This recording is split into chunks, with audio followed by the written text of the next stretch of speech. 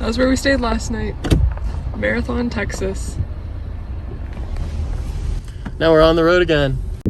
The owners of the Airbnb own this pizza place, and this is the entire town. We are headed north now. We're driving like 3.5 hours north to Carlsbad Caverns, which is just across the border in New Mexico. While we drive, thanks for everyone who dropped a comment, but we decided on an audiobook. What's it called? The Silent Patient. Yep, Silent Patient. So far it's pretty good. A little creepy. Last night while we were driving in the dark, I was a little scared. But today, now that it's daytime, I think we'll be good. We'll get through a big chunk of it here. And then, once we get there, we'll show you guys around the caverns.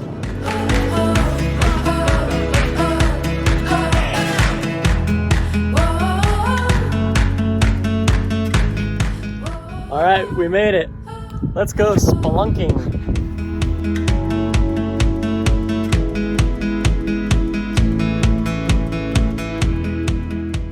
Time for your daily geology lesson. The Carlsbad Caverns started forming between 4 and 6 million years ago. They formed when rainwater started mixing with minerals in the ground to form acid, which eroded the rocks. In 1989, a cowboy named Jim White accidentally discovered one of the caves. The rest is history. People flocked from all over the world to explore the caves. So far, 120 caves have been explored, but there are more being discovered and explored even today. The longest cave is over 140 miles. Pretty mind-blowing. We followed the natural entrance trail, which led to the Big Room, which is the biggest cave chamber in North America. It was full of sweet rock features. Of course, we had our stalactites like these, and our stalagmites like these.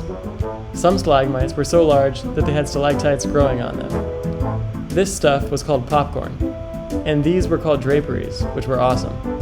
We spent so long down in the caves that the natural entrance closed, so we had to take the elevator back up from 75 stories underground. The caves were awesome, and now we are headed to dinner in Carlsbad. Hi, welcome to Chili's.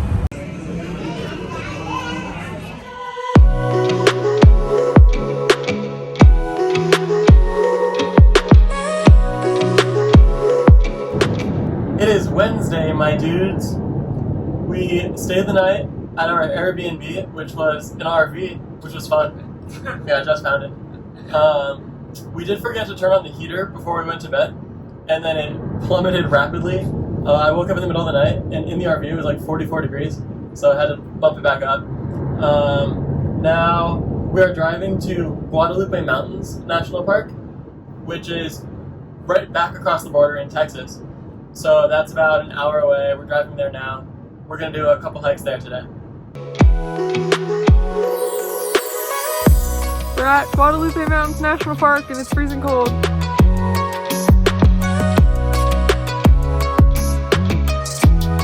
We're in the park, and it's pretty cold and windy, so we are keeping off of like the high mountains, and instead we're going through the canyons.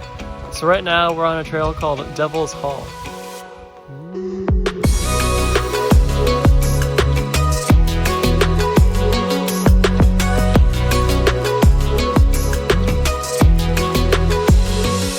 Speed mode.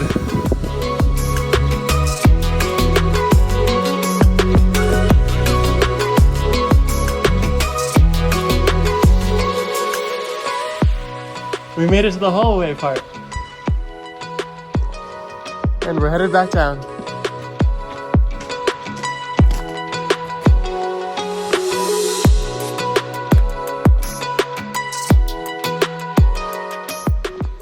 Right. What do you think of that last hike? It was pretty fun. It was just walking along the riverbed the whole time. Yeah, it was pretty sweet. We're now going on our second hike of the day. We're going to Smith Spring. It's a loop, which is always good. And it's the only spot in the park that has water all year round, even right now during the dry season. So looking forward to that.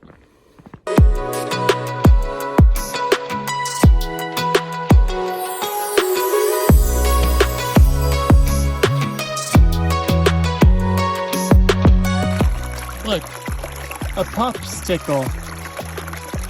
And there's the spring. It's really nice up here. It's like really peaceful. There's no one else up here. And it's cool because like the foliage changes really dramatically. Like you wouldn't even guess that we're in the desert right now because there's all these tall trees.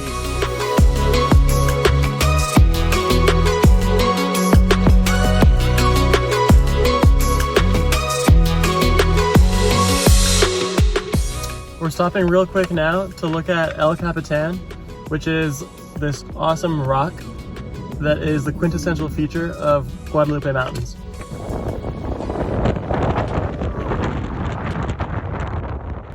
After that, we drove back to the Airbnb for the night.